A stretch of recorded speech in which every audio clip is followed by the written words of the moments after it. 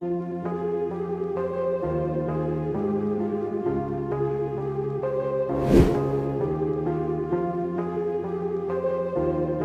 दोस्तों, कैसे हैं आप सब। उम्मीद करते हैं आप सभी अच्छे होंगे।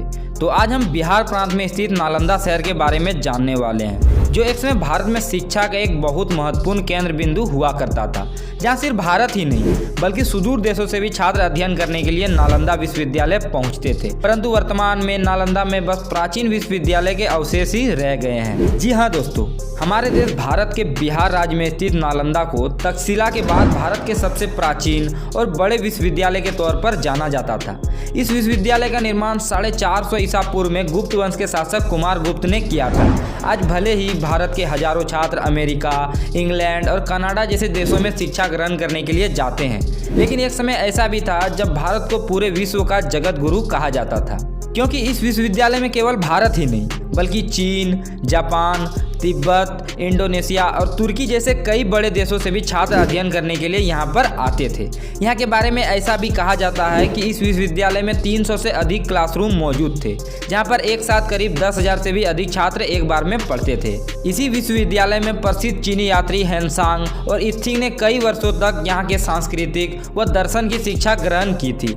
इन्होंने अपने यात्रा वृत्तांत के पुस्तक में नालंदा के विषय के बारे में भी काफी कुछ लिखा है। बिहार प्रांत के मध्य भाग में स्थित नालंदा अपने प्राचीन विश्वविद्यालयों के साथ साथ गौतम बुद्ध और महावीर स्वामी के जीवनी से भी जुड़े हुए हैं। माना जाता है कि महावीर स्वामी ने मोक्ष की प्राप्ति पावापुरी में की थी, जो नालंदा जिले में ही स्थित है।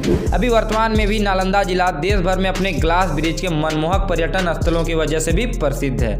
नालंदा के ही राजगीर में स्थित ग्लास ब्रिज, जो देश का दूसरा और पूर्वोत्तर भारत का पहला ग्लास ब्रिज है, जिसे चीन के ग्लास ब्रिज के तर्ज पर बनाया गया है, जो 200 फीट ऊंचा, 85 फीट लंबा और 6 फीट चौड़ा है। इस ग्लास ब्रिज में एक साथ 40 पर्यटक जा सकते हैं। राजगीर में आप ग्लास ब्रिज के साथ साथ नेचर सफारी और रोपवे साइकिलिंग का भी लुत्फ उठा सकते हैं। राजधानी पटना से 100 किलोमीटर दूर दक्षिण पूर्वी पहाड़ियों और घने जंगलों के बीच में बसा राजगीर केवल एक पर्यटक स्थल ही नहीं बल्कि एक प्रसिद्ध धार्मिक तीर्थ स्थल भी है। और आप सभी को पता होगा कि यह वही राजगीर है जो इतिहास में राजगिरी के नाम से जाना जाता था और शक्तिशाली मगध साम्राज्य का राजधानी भी था। नालंदा अभी वर्तमान में 2367 वर्ग किलोमीटर के क्षेत्रफल में फैला है और 2022 के अनुमानित रिपोर्ट के अनुसार इसकी कुल आबादी 35,52,867 है। नालंदा में सबसे अधिक हिंदू धर्म के लोग निवास करते हैं और एक रिपोर्ट के मुताबिक नालंदा की कुल आबादी में से 92.78% हिंदू, 6.88% मुस्लिम और 0.33% अन्य धर्म के लोग आते हैं। नालंदा बिहार राज्य के सबसे प्रमुख और महत्वपूर्ण क्षेत्रों में से भी एक है। इस शहर की एक बड़ी अर्थव्यवस्था पर्यटन, कृषि और लघु उद्योगों पर आधारित है।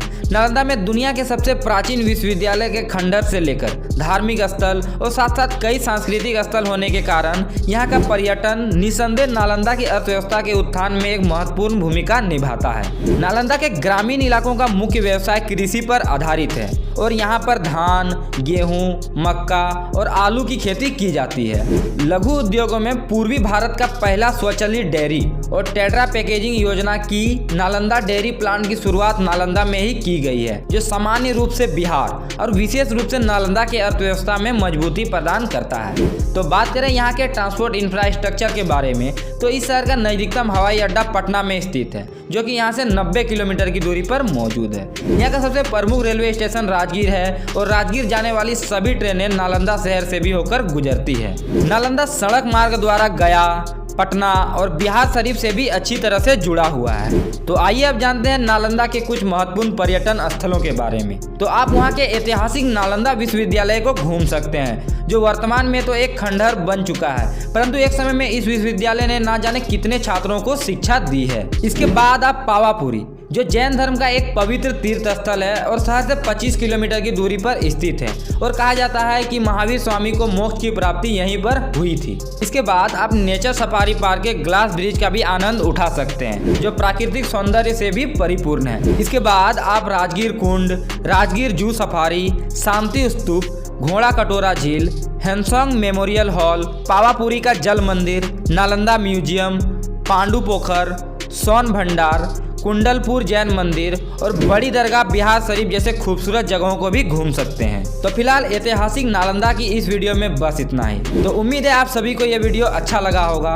और वीडियो पसंद आए तो वीडियो को लाइक कर दीजिए और अपने शहर के बारे में जानने के लिए कमेंट बॉक्स में अपने शहर का नाम भी जरूर लिख दीजिएगा। एंड ऐसे वीडियो देखने के लिए आप हमारे चैनल ट्रैवल विद चंदन को भी सब्सक्राइब जरूर कर लीजिएगा। जय हिंद, जय भारत।